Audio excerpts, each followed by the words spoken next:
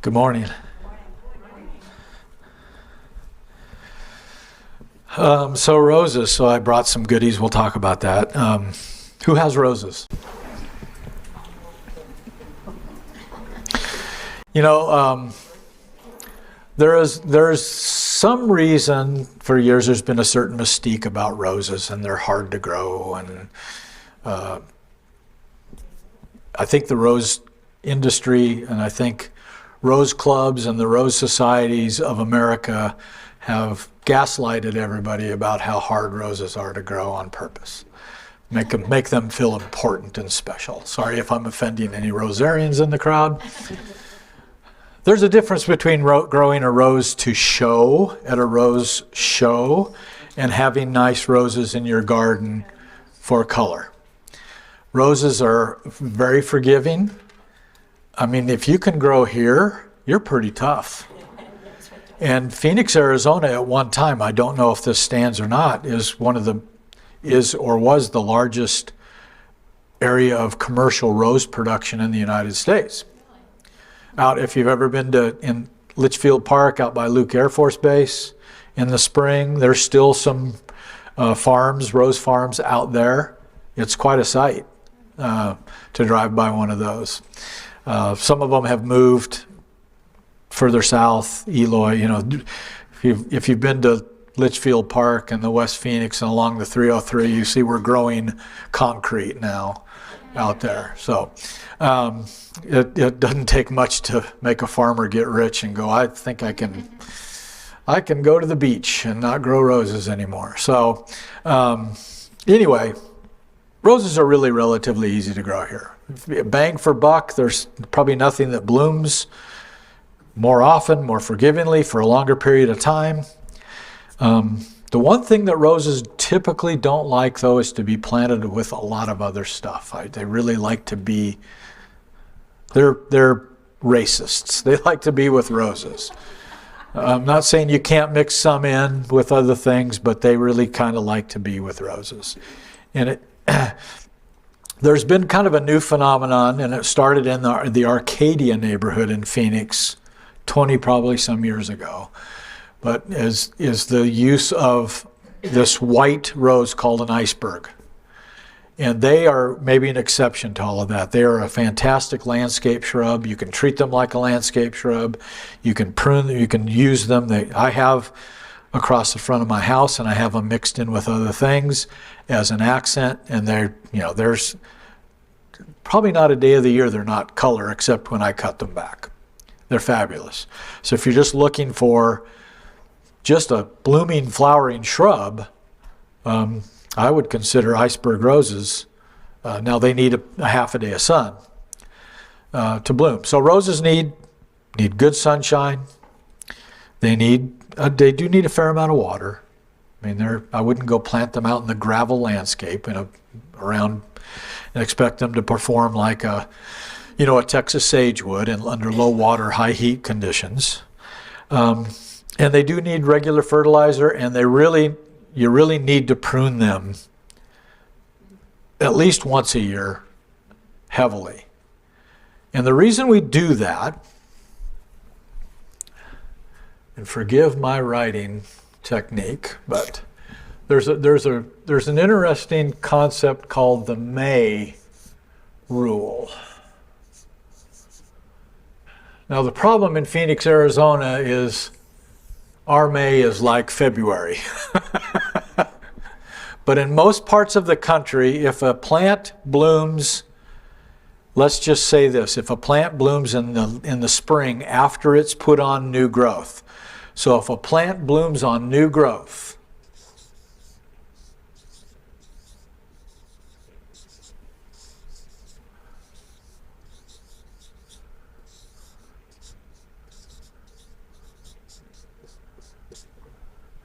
we prune it before it flushes new growth.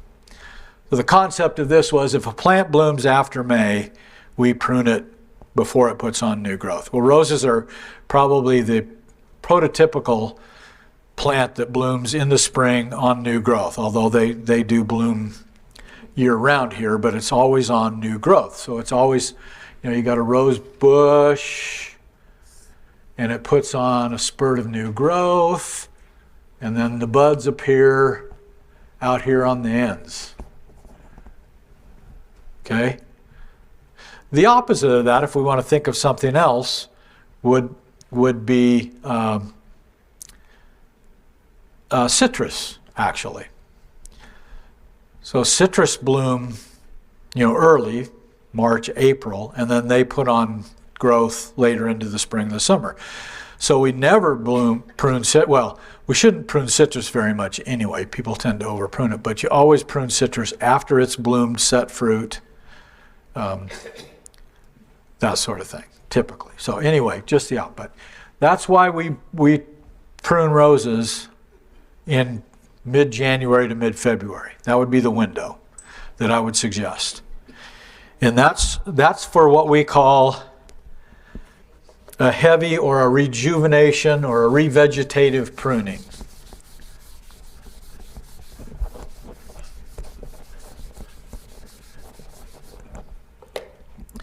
So let's just say late to mid-January to mid-February. If this was the ground, and we're going to go out, and whoever can will go out into the rose garden and we'll prune one or two, and I'll show you. It'll make more sense when I show you. So if we've got a rose bush, and a rose bush, will have a graft. So there's some of them now that are being grown on their own rootstock, but most roses are grafted onto a vigorous rootstock that isn't typically very attractive. And sometimes if you let that, what we call a sucker, grow up, it'll usually grow much more vigorously, maybe have different look to it even. Citrus will do the same thing. And it'll have a totally different color flower if you let it grow. So disregard that, but above that root, that bud or graft, we've got canes. What we want to do is try and pick somewhere between 3 and 5 if the plant has it. Some may not. Good canes, and if this is an aerial view, okay, this is our bud. We want it to look like spokes on a wheel when we're done, ideally. So we want everything to open out. We want the middle to be open. We want branches, canes growing out from the center like the spokes of a wheel, okay? We probably want, and this depends a little bit on how tall you want your roses to be by late spring or early summer. If you don't mind if they get 4 or 5 feet tall, and again, it depends on the variety and the type of roses. I don't know that we'll go into all the different categories of roses, but if you don't care if they get pretty big, then you can probably prune them down at 2 feet or so. I recommend about 12 to 14 inches when we're done in height. That should keep them by the end of the season somewhere in the 3 to 4 foot range.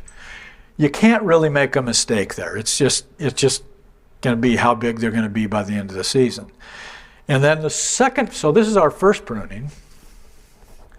Second pruning, I like to do after summer. This year it just happened. But typically, let's just say mid-September, we'll go in and we'll groom them. Mid-September or so. And all we're doing there is if you ended up with a dead cane or a dead branch, or you've got dead buds and dead heads, just kind of clean them up and make them look prettier. Because many times, and as we go out in the rose garden, roses are maybe their best in November, December, and January here. In fact, people, do I really have to prune them? I said, yeah, go have your neighbor do it, because you won't want to do it, because they're beautiful. But if we don't prune them back, and they're already this big, then next year they're going to be bigger. And remember, they bloom on new growth.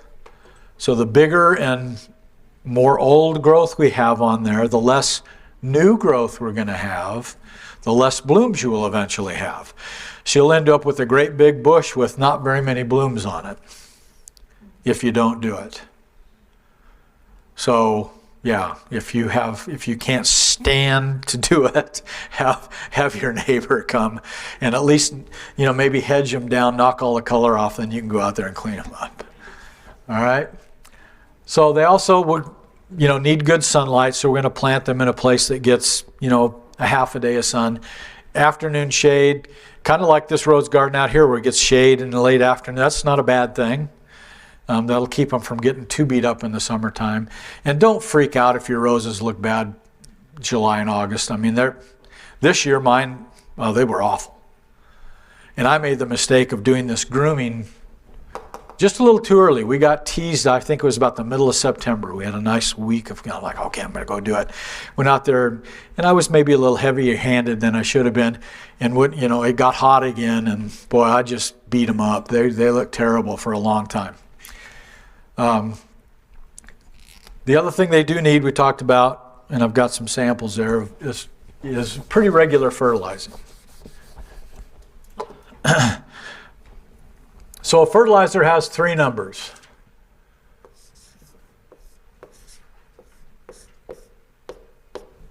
Or it may have a 0, but it'll have values for these 3. Nitrogen is the most common element in our atmosphere, and that promotes growth.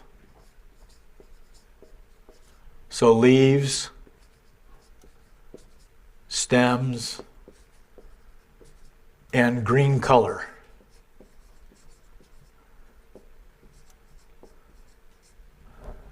All right. Potash, K is confounding because K actually stands for potash or potassium. That is plant physiology. What that means is just kind of the inside health workings of the plant. It helps the plant fight off diseases. It helps all the other stuff work better in the plant. Typically, our soils here have plenty of this.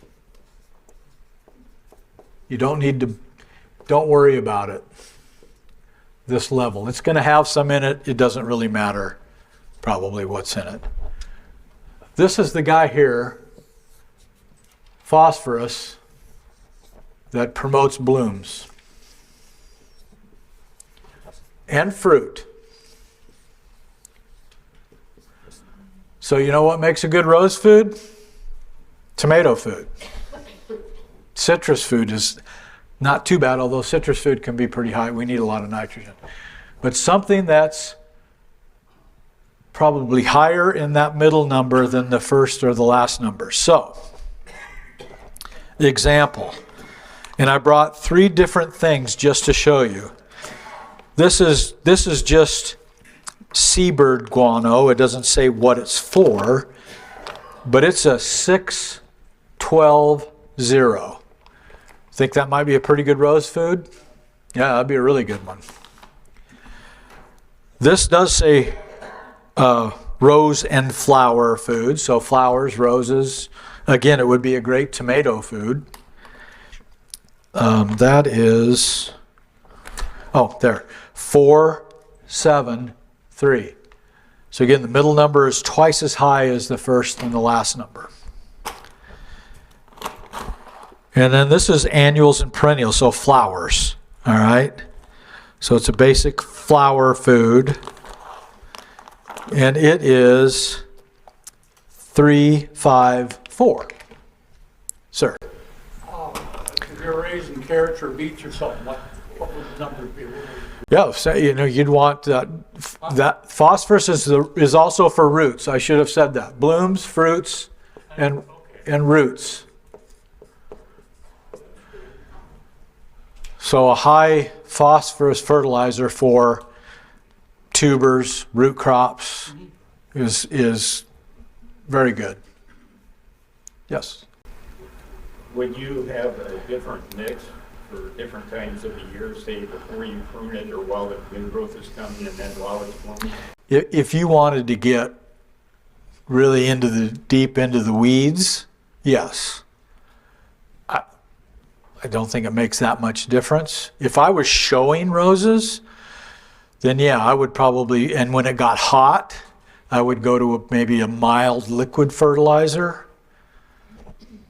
But I personally don't. I wouldn't.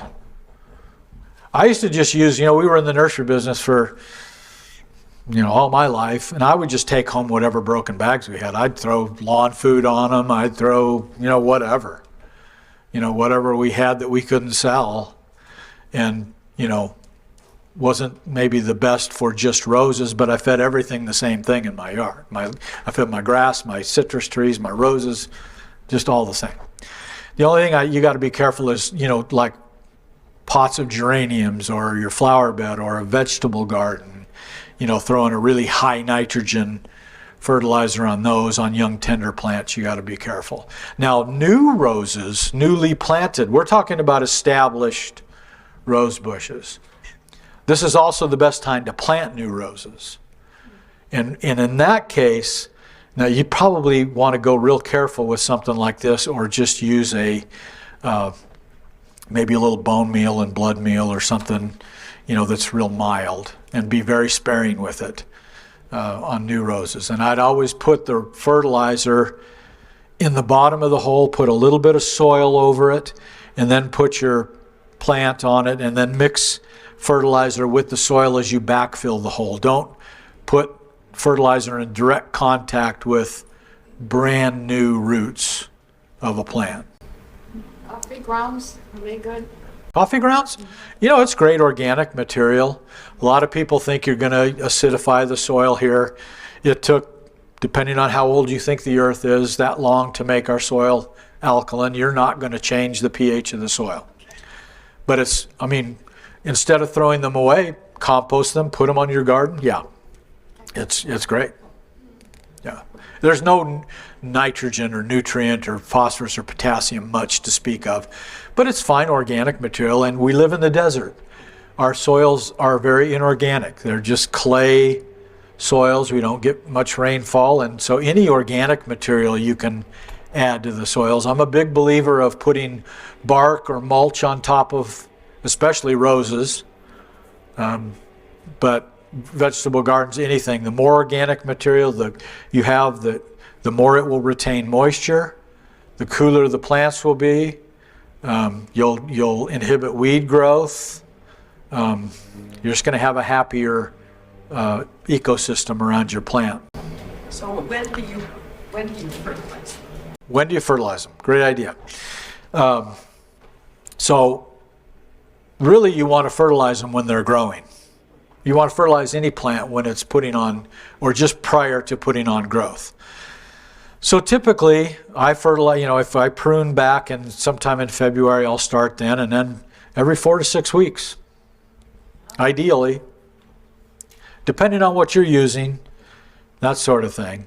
What I was going to say is, every fertilizer that has an analysis, something up there, it says it has nitrogen, phosphorus, potash, it might have other stuff in there, calcium, sulfur, they all work except one kind. You know which kind doesn't work? The one you don't use, that one that's been sitting in your garage for 6 years. I know you have them because I've seen them.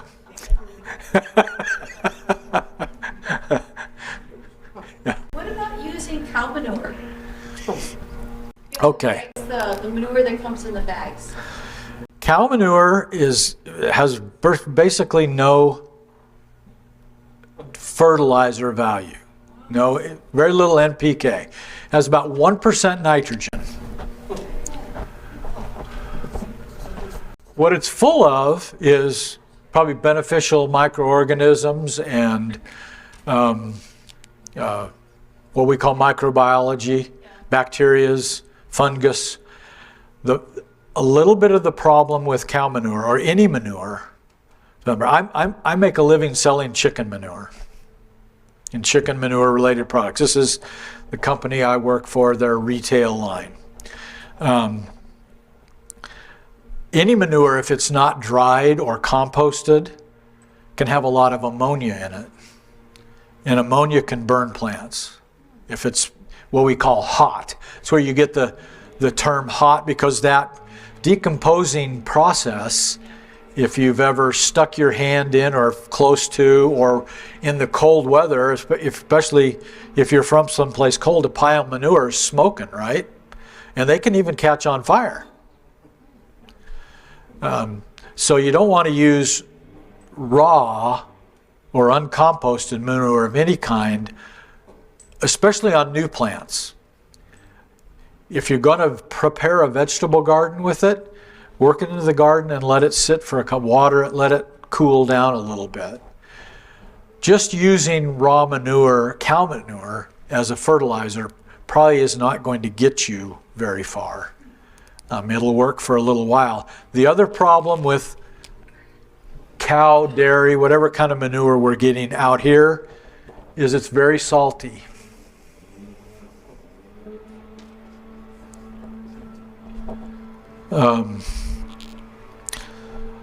Dairies will actually give their cattle salt to make them drink lots of water to make more milk. And any kind of urine is typically pretty salty. So that's where you really kind of have to be careful with frequent use of manures, organic manures. Chicken manure, the reason it's better is it's actually 3 to 4% nitrogen and about 4 to 5% phosphorus and has a little bit of potassium in it. So it's got more oomph to it. It's also hotter if it's not dried or decomposed. But it makes the best basis for a fertilizer. Yeah, Bill. Different plant, but I got a great plant in my backyard today. What kind of fertilizer is there? When you're talking about pruning and trimming, I have no idea what I'm doing. Okay, I was supposed to be repeating the question, sorry.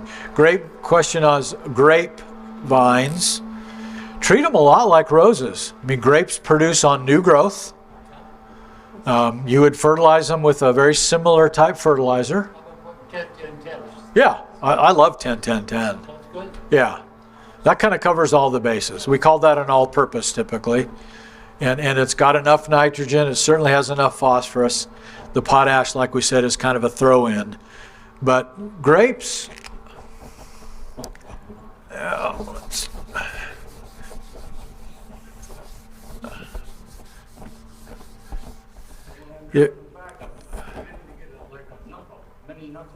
yeah, ideally,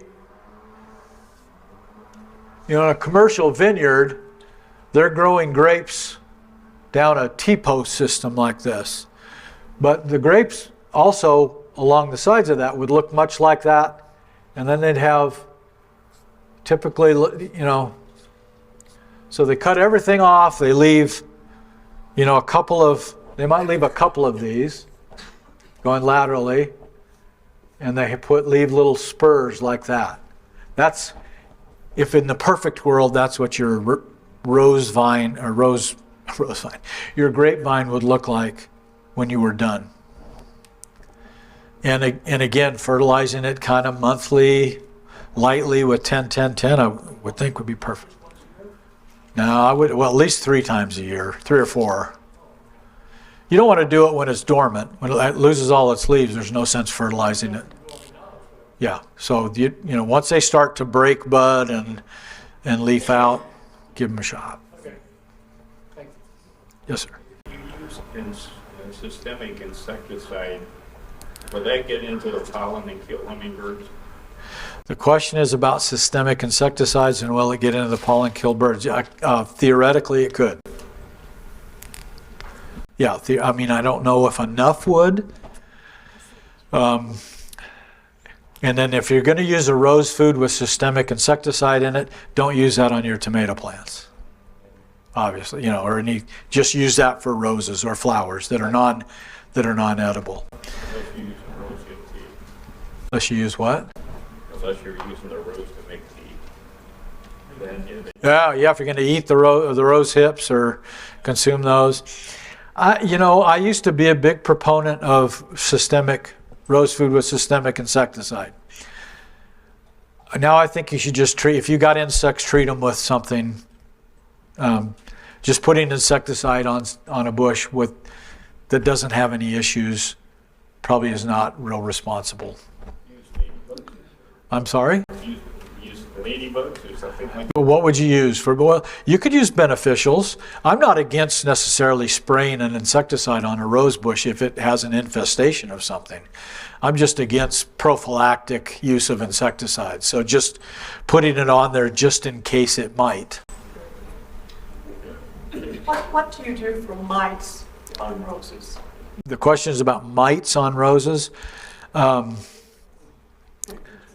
mites? Mites are a insect that is very prevalent here. They travel on dust particles. So plants that have kind of a sticky foliage like Italian cypress, pines, junipers, they're notorious for getting mites. Roses can sure get mites. Spinosad, Spinosad is actually a safe insecticide that you can use for mites. Works pretty well. Can you see the mites? They're hardly. They're almost microscopic. Typically, you see the webs, or you see the plant looks like it's dull or dusty looking. If the way we used to check for mites is we take a piece of paper and kind of tap the leaves of the plant on the paper, then you can see the mites scurrying around. Smaller than a grain of salt. I mean, they're really teeny. So if you can see the mites on your plants, you've got a bunch of them. You got Our bugle plants will get those late summer especially. a lot of your what? A lot of the bugle plants. Yeah.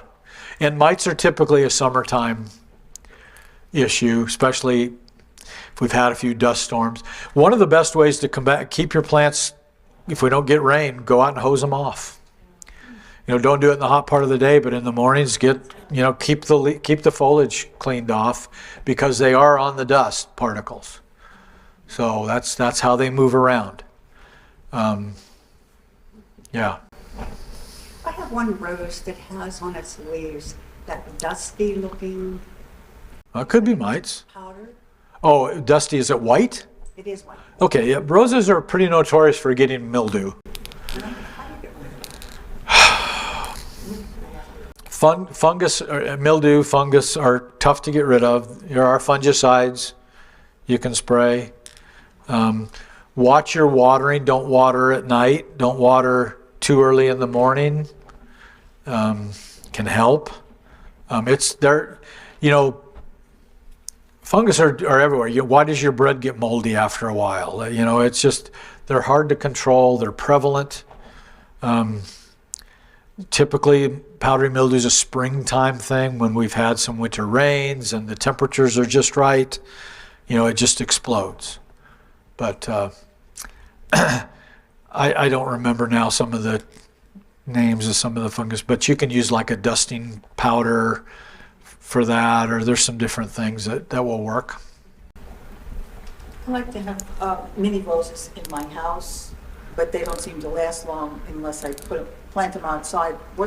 How do you treat those? Oh, like you buy the little potted mini rose bushes at the store. Yeah, they don't do very good inside. I mean, remember, roses need sun. Yeah, And those varieties of those little things they grow for small pots they're not very tough. They're a greenhouse crop. I would just enjoy them. If you could put them in a pot outside that gets afternoon shade, yeah. maybe. But here's what usually happens. We have them inside, they start to digress, then we plant them outside and then they don't really recover. Yeah. We had one There- that lived for years and Yeah. got bigger and even outside. Yeah. You know, they seem to die, so Yeah, those are really hard varieties to grow. Unless you have a hothouse or a greenhouse or a little really sunny window inside or something like that. Hey, enjoy them. yeah, they kind of do. My mom, God rest her soul, used to tell my dad she'd spend money on, she didn't spend any money. She spent the company's money because she would bring home certain plants, and she loved Boston ferns, those big Boston ferns. And they do horribly here because it's so dry in our air-conditioned houses. And it'd look bad, she'd bring another one home. Look bad, she just replaced it. She told my dad, she said, it's cheaper than a shrink. So, so that put him in his place, So, I think you need to look at the value of certain things. And just like poinsettias, I mean, I've got 2 poinsettias I'm going to throw away today. I mean, they've done their thing. I mean, you can monkey with trying to keep them and plant, like, it was $9, They don't grow outside. They're pretty tough. They actually, I've seen a few. They're not worth the effort. Let's put it that way. How come they grow in Hawaii? Oh, because it's 75, 80 degrees year round and 80% humidity. Yeah, everything does. You can throw anything in the ground. When I saw that. And they get big. Yeah, huge. Yeah, it's so, enjoy them and yes. What's the life expectancy of a rose bush that's well taken care of? Life expectancy of a rose bush that's well taken care of. That's a great question. I would say the life expectancy for a well taken care of rose that's still performing well, probably 15 years, maybe 20. That's the way I'm having trouble with mine, or 20 years. Yeah, if they get older than 15 or 20 years, and even if you've been doing everything perfect, they're just kind of run out of gas. What I failed to mention when we were talking about that spoke, we're going to try and find, if we can, maybe up to 5 canes. I would want this one to be 5 years old, this one to be 4 years old, this one to be 3 years old, this one to be 2 years old, and that to be a new one. Ideally. So that we have, and then next year, we eliminate that one, and we have another new one. And this one is now 5 and 4 and 3. Track of that. You can tell by the looks, and I can show you out there. We can look at canes, and the old ones are going to be barky and big and thick and not be green. The new ones are going to be green and look young and tender. And the old ones, just like us old guys, are going to get a lot of old bark on them. So that's a great question. Is that they don't last forever, and it took me. I guess I had to get some gray hair before I could tell people this. It was just like sometimes you just have to prune things with a shovel. Rose bushes aren't $199 each.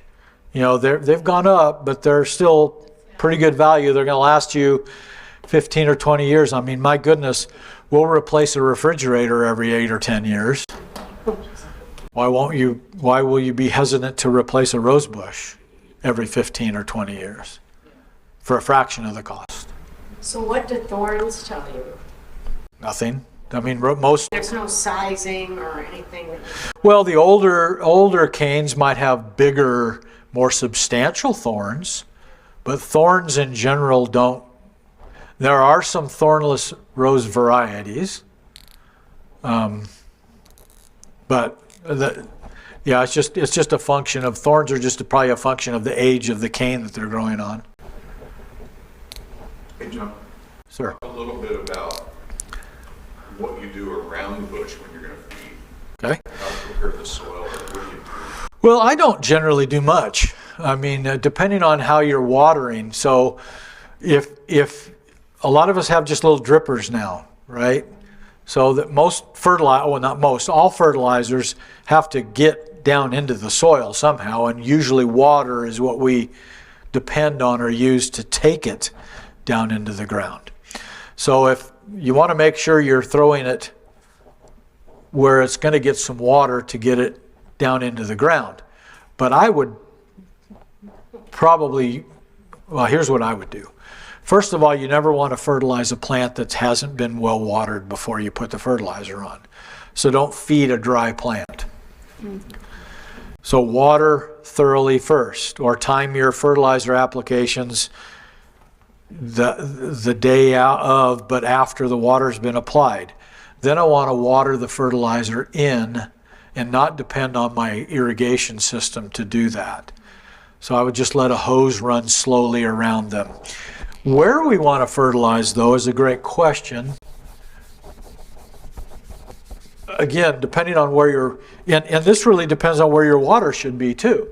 So a plant's growing, and here's ground, and the roots are out here mimicking the width of the plant. And the little tiny hair roots that are responsible for taking up moisture and nutrients are out here. They're not in here. These are going to be old sclerified, just like old branches get old and barky, old roots get big and have sclerified tissue on them as well, and don't take up nutrients. So you want to fertilize, and you also, because these also take up water, ideally you want your drippers to be, out here. Between the Okay? And that's where you want to fertilize as well. What we call the drip line. If water were to run off the edge of the plant, where would it drip? Does that apply to both plants? Does that apply to what? All plants? Every plant. Yeah. Okay. Trees, shrubs, vines, Now the smaller the plant, the smaller the canopy, the more, and if it's an annual, like a tomato plant or petunia, it's not going to have, this big sclerified root system.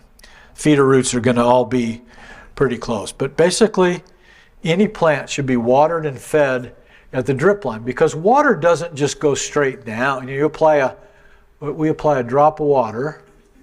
Hey, there's a drop of water. It goes into the soil. It doesn't just stay a drop of water here in the soil. That drop of water does this. Okay? So because we're putting water here doesn't mean it goes straight down. It's also going to go this way. But you got to apply enough, and what I mean by that is long enough that this entire area gets watered thoroughly down to a certain depth. Now, what's the right depth? For a rose bush, it's probably about 2 feet. For a big shade tree, it's probably 4 or 5 feet. For a citrus tree or something like that. For an annual or a little ground cover, it's probably 6 inches to a foot. There's a great publication.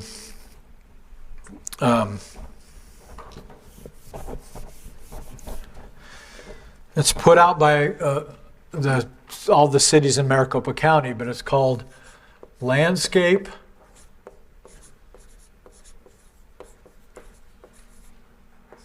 Watering by the Numbers. And it has a chart in there to help you calculate, based on the size of the plant, how many gallons of water it would take to water that plant sufficiently to get it to a certain depth. And you can measure your water by, especially if you have drip systems, just run the water into a gallon bucket for a certain amount of time, and it'll calculate how many gallons of water each. There it is. Hold that up. Or let me hold it up. That's the booklet. It's also online for you computer wizards. Okay?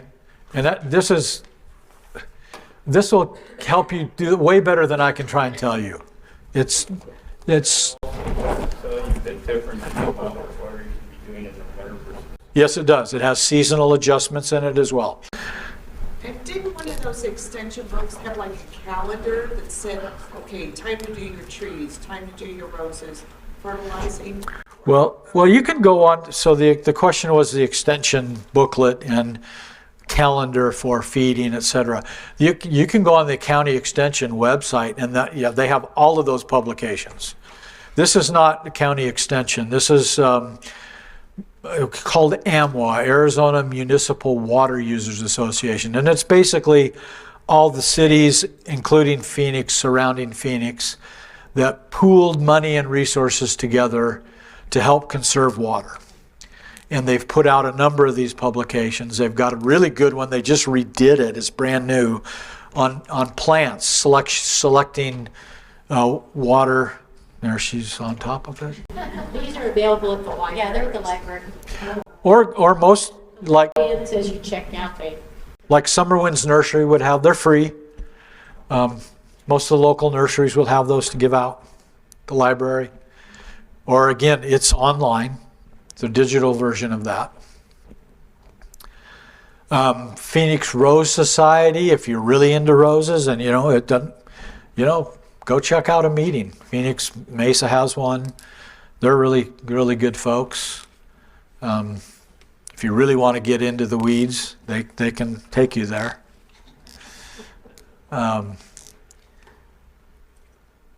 If we don't have any other questions, I think the best thing to do is go out and let's prune a rose bush. Yes? I do have a question. After you prune, do you have to do anything to protect the pruning area? We'll address that. But yeah, protecting after pruning. Rose bushes are about the only thing we use this on anymore. We used to put pruning sealer on everything we pruned. Yeah, it's not really actually a very good idea. But roses get diseases, they get borers, they get different things that can get in through the wood after you prune it. So this is just pruning sealer. It's an asphalt base. You can use Elmer's glue. You can use a hot wax glue. Just don't use it too hot. Anything that will seal that cut. They're not doing that on trees then? I don't. There's no need to do it on a tree. on a citrus tree. Yeah. We actually, on trees, we want it to dry and heal and form a scab, so to speak, after pruning. I mean, trees have branches break off out in nature all the time, and they don't, they just sclerify over. So. Can you take a cutting of a rose stem or anything and regrow a new plant? Can you propagate roses? Sure. How Yeah. do you do that? Well, guys that know how to do that make a lot of money. But it's not, just kidding. I just take just like you did in the old days with any plant, stick it in some water until you see the roots grow. I mean, that will work. Just don't take anything really big, and don't take anything that's teeny tiny brand new. Something that's probably the size of a number 2 yellow pencil would be the best age growth to go. Now you let it root, then put it in a pot, grow it in a pot for a while, then plant it in the ground. Again, that's also why roses, a lot of them are grafted. Sometimes they're not they've been hybridized, so they're not the strongest rooter out there, but it will work on some. It's, if you want to try, it's fun to try. You can try it, and then you can go buy a new one when it doesn't work. And if it does, then we want to see it. You're going to bring it in. That's what I was asking. You do. Do you have problems with new ones? After the sun, I had to buy a couple icebergs. After this summer? Yeah. Well, it doesn't surprise me. I mean, I put a shade on them, but I did a lot of sun where I put them. Yeah, well, that's why you want to plant them as early as you can. Actually, even earlier than this would be better for planting. Fall is the best time to plant everything here, frankly, because it gives it all winter to establish, and then by the time, sometimes spring it's 100 degrees in March or April, and it's plants trying to get established, and it's a tough battle. And then if they're not well established and we have a summer that lasts till November again, it can be tough on them. What do you do to protect? Is your name really Bill Kidd? All right, Mr. Bonnie. Better than that, the driver is William H. and I'm William H. and I was a captain at one time. There you go. But anyway, what do you do when you've got 118 degrees out to protect your rose bushes from dying? Well, I don't do anything. I mean, I water them properly. Again, I have 4 inches of bark mulch around all of my landscape. 4 inches deep. Yeah. I don't have any gravel in my yard. 0. Okay, I guess, yeah. I have bark mulch under everything. Citrus, even agaves and cactus. So that's the one thing. That reduces the soil temperature and the rapid and the speed at which water evaporates out of the soil, and it cools the roots down. It keeps the weeds down. That's the first thing. The other thing I do is I water, like we were talking about, and I get that book and see how long you really need to water. Most people don't water near long enough. We should be, do you have a drip system? How do you water them? Little drip irrigation system? So if you're not running it for hours, you're not running it long enough. Hours. Or at least an hour. Most people see you're already, you're running them in minutes. How many days a week? Well, that depends on how hot it is. I was at the nastiest part of last summer and this summer. I was running my drip irrigation on these bushes. It was about 8 hours, about 2 to 3 times a week.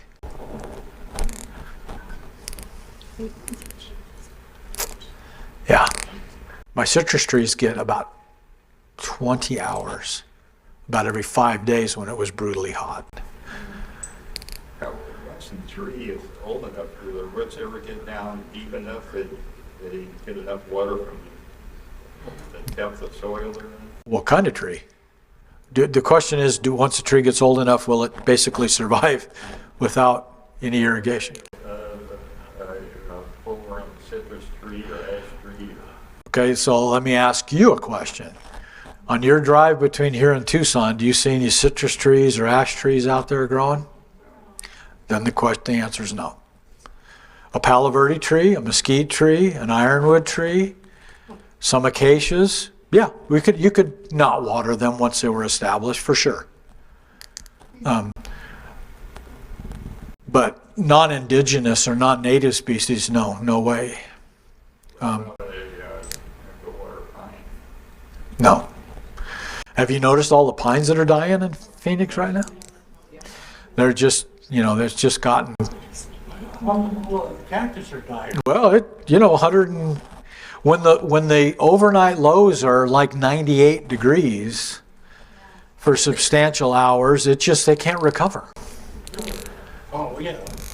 Even native plants, die. You go out in the desert, there's saguaros that die. They just, it's life.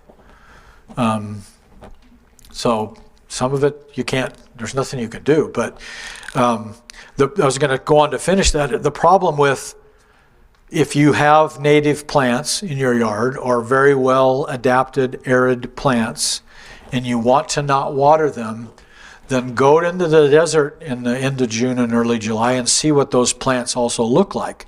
They lose a lot of leaves to survive. They adapt. And if you're okay with your landscape looking like that, then fine. Most people are not. Yes. I have a lime tree. It's a dwarf lime. It's never given me any limes. It's a real lemon, huh? It's a lemon. So, and it shot up like, It went 10 feet above where I wanted it to be, so I pruned it down, Okay. but it's still, You remember this thing down here? yeah. So dwarf citrus are grafted onto a dwarfing rootstock.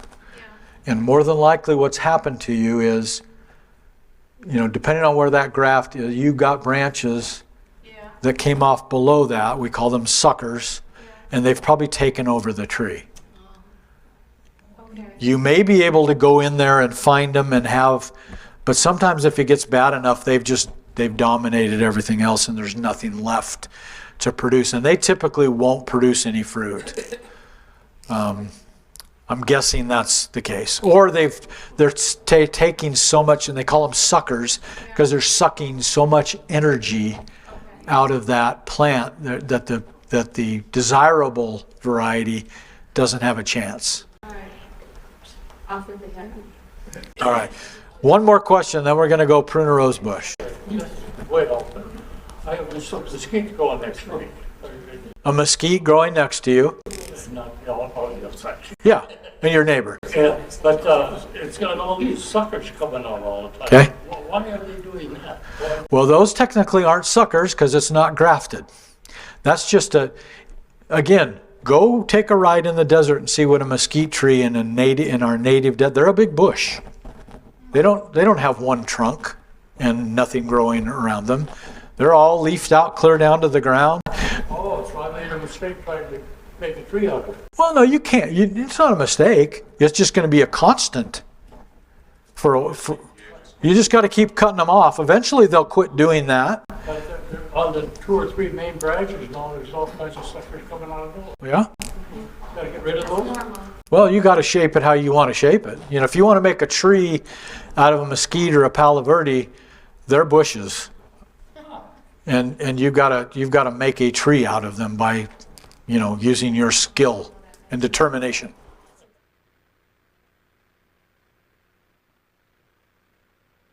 These kind of orange-red blended roses must be really easy to hybridize because there's a million of them in the rose in that color.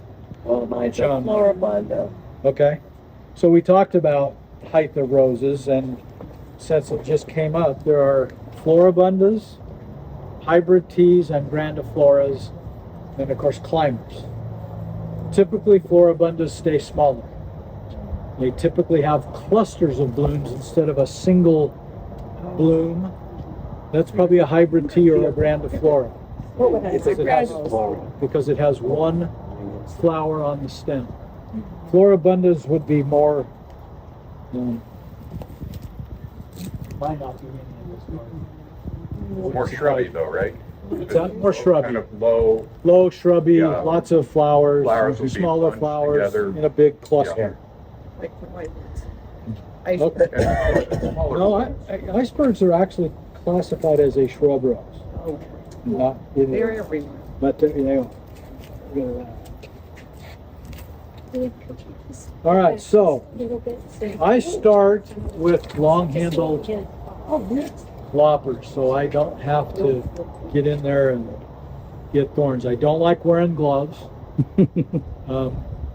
My grandfather told me, he said, you should be leery if you hire somebody that wears gloves or smokes a pipe. And if they do both, do not hire them. Because all they'll do all damn day long is take their gloves off, fix their pipe, relight their pipe, put the gloves back on, and repeat.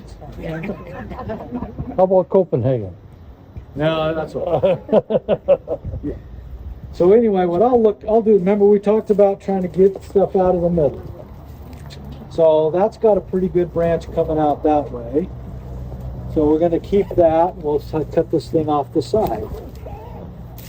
We'll attack it like that. And this thing's in the middle. Anything that's growing back into the middle, I'm going to take out. You'll see what anything that's going back into the middle, we're going to get rid of.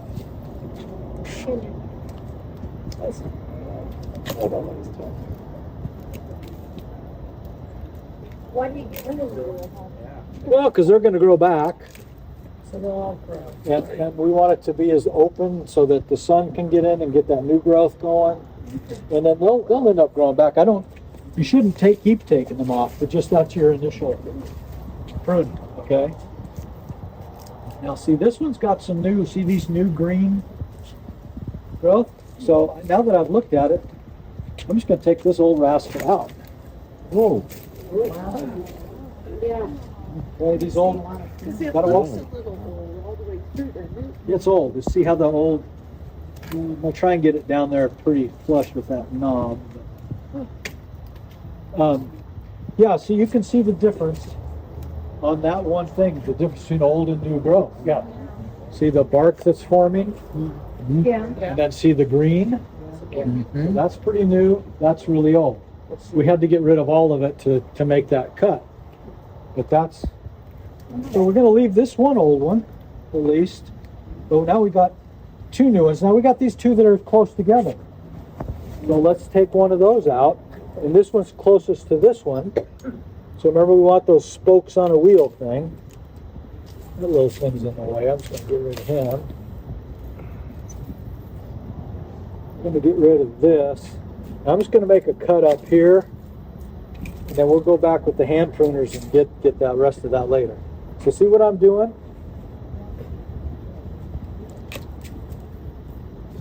Get that later. Copy everything done.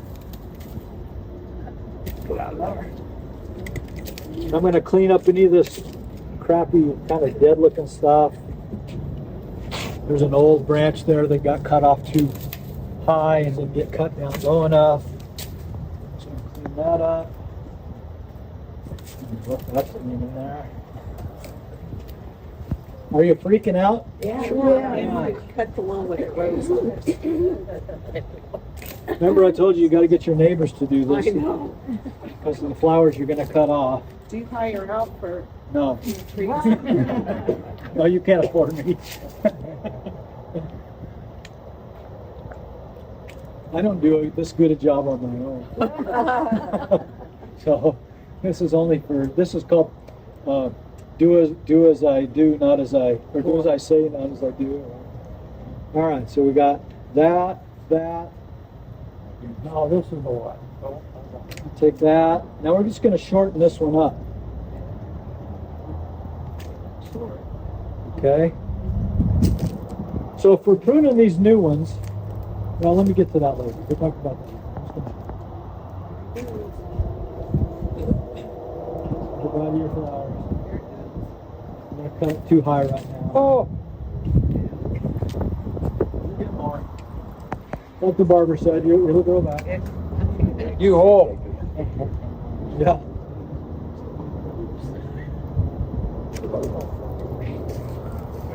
Yeah, freaking out right now. What's the breeze do? Nothing. It doesn't get cold enough here to bother really.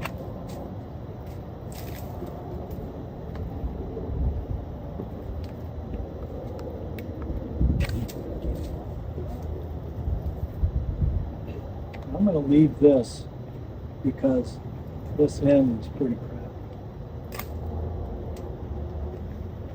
Okay, so I've kind of done all I can do with this block. Why did you leave that there?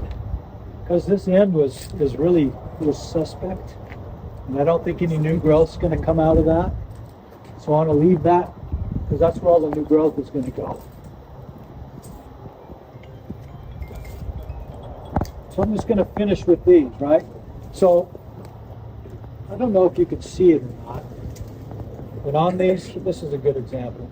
On your greener canes, you're going to want to prune to right above a node or a bud, and you want that node or bud to be going, out away from the plant. So there's a node there, and I'm going to cut on a 45-degree angle. Remember we talked about sealing and moisture? We're going to seal that, but it's on an angle, so moisture is going to run off of it. And we'll just clean that up. And we'll do the same thing here. We'll look for just that. And then we got a little bud there. That goes on. That one's going out. That one's going out. Let's just take that off.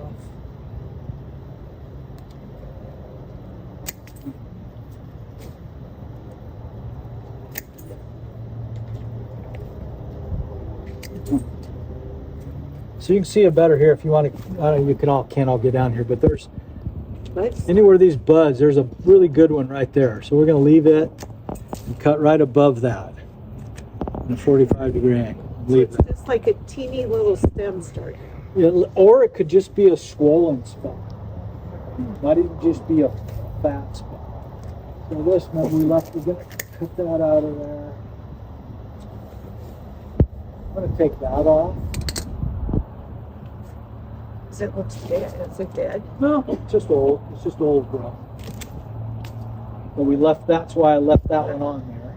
But that one you just cut, is that gonna grow right there again? It won't grow out of the end, but it'll grow off. It will, it will, okay.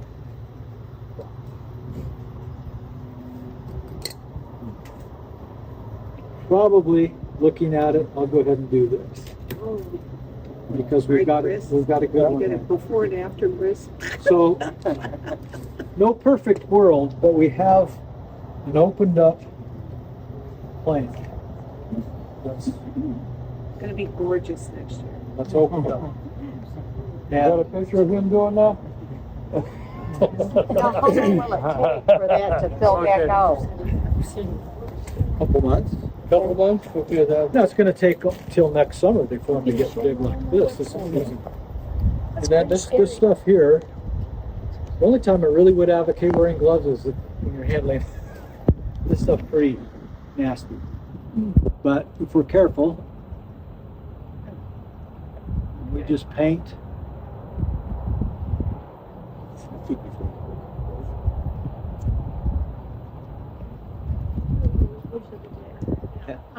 What is that stuff called again?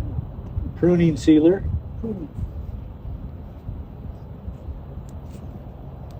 And you don't need, like an inch thick, just enough to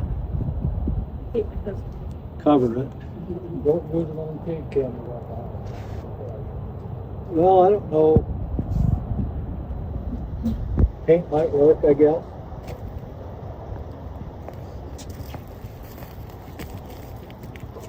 Who's pruning these roses these days? Nobody. Me? I've been deadheading them. Guess I'm coming back. I wouldn't worry about that little. I only seal them if they're, bigger than your thumb or something like that. I think I got most. And before and after. Yeah. Yeah. Years ago, that How about this guy right we here? dug those big, What did I miss one? At the old campus? yeah, we dug those big trenches one year. Do you remember that? Big deep holes that we dug all over that garden? No. You don't remember that? I mean, it was like up to our hips. I don't know what we were doing when they were doing that. Foreman's all you do Is that like a cool hand move? I just remember being out there digging holes, I don't remember. like we were changing out the soil or. Don't believe that he did that. Were the plants there already? Yeah, yeah, it was like we were pulling the old See the soil out. I before. don't know what And we then did in with it. 6 months. Yeah, I don't know. It's garden hours, yeah. Yeah, I think it was. We have a. John, There's a hole, fill a hole. over here, there's a tree growing in the rose. There's a what? Tree growing. Well, there was one here too. I cut a little Palo Verde tree out So here. what do we do for that? I think that's right there. Yeah, right, yeah, an ash tree. Yeah. Yeah, we'll get rid of that. Not any better than Joe, you cut that. Why didn't I cut that off? Well, because it's the only thing I got going this way. So you'll still get rose down. That would be, remember that one next year that's gonna go away? That would probably go away. And I could probably take it, and it probably wouldn't be a bad idea to take it out. But I was just trying to show an example of trying to have different age. So we've got medium old, really young, not quite so young. And yeah, that thing probably questionable, but for demonstrations. Nice job. What do you do about the bottom ones that are just, they look like bark? I mean, they're browner than those. Is that kind of that, but there's like always what? fresh stuff that comes up out of them. Well, eventually we want to get rid of these really old ones, and we'll have Okay, really nice new ones. okay. And what do you do with bark that you've got around a plant, but the ants seem to love it, and they're in it? Well, I would get some like diatomaceous earth, put it around the plant, and try and get rid of the ants. Okay, because I'm using ant bug stuff, and they still come. Can you- Ants are there because there's some kind of moisture or sugars Yeah, and something, and usually that's because you have other insects okay. there, or the bark is weeping sap or something. How about Okay. chipmunks? Do we have those here? No. They like to get into the mulch. No. How do I get rid of them? Chipmunks? No. I put 22. owls out there. Slingshot. Once they know the owl's not real, even though it's about. Yeah, it didn't last very long. No. Blood meal. Now put that in a glass to see if it'll grow. We could put this in a glass. Blood meal will Yes, work I do. to It'll deter grow. rabbits and Yeah. chipmunks. I'll You try could it, buy yeah. rabbit, deer repellents. Probably would work on chipmunks. How long ago do you think it was your Christmas tree? Well, I did them a couple of years ago. I don't know who did them Look at last the year. vase. I don't think anybody. So maybe it's been a couple of years. Just a couple of years? Wow. It's, 2 years ago, yeah, it was cut down this far? Yep. Really? Yep. I don't remember that.